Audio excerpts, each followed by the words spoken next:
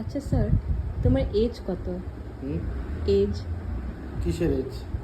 আমার মাথার এজ, আমার ভুঁড়ির এজ, না আমার পায়ের পাতার এজ? কোনটার এজ জানতে চাস? তিনটার আলাদা আলাদা এজ হয়? হুম। কি করে? কি করে? হুম। আইনস্টাইনের নাম শুনছিস? হ্যাঁ। আইনস্টাইন একটা জেনারেল থিওরি অফ রিলেটিভিটি হয়, শুনছিস নিশ্চয়ই, খুব হ্যাঁ, হ্যাঁ। পপুলার।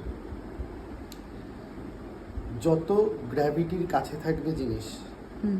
তার জন্য টাইম স্লো হবে। হুম। আর গ্র্যাভিটির থেকে দূরে যেটা থাকবে, হুম। তার জন্য টাইম ফাস্ট হবে। হুম। এটাকে টাইম ডাইলেশন বলে। আচ্ছা। এটার অঙ্ক আছে, থিওরি আছে, যেটা দিয়ে বোঝা যায়। এটা অন্য কোনো দিন বোঝাবো। কিন্তু যেহেতু আমার ফিট আর্থের বেশি কাছে, হুম। তাহলে গ্র্যাভিটেশনাল পুলের বেশি কাছে, হ্যাঁ। তাই আমার ফিটের জন্য টাইম স্লো। স্লো। ঠিক আছে? হ্যাঁ। তো আর আমার মাথার জন্য টাইম ফাস্ট। Time fast. তাহলে ধর যতটুকু সময় 1 বছর হচ্ছে হুম। আমার মাথার জন্য, সেই 1 বছরটা আমার পায়ের জন্য হুম। কম, কারণ টাইম স্লো। হ্যাঁ, স্লো।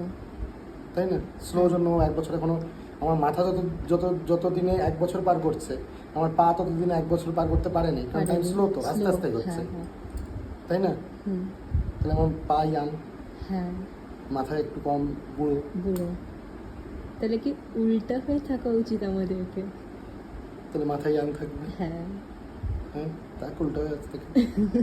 চল বাই।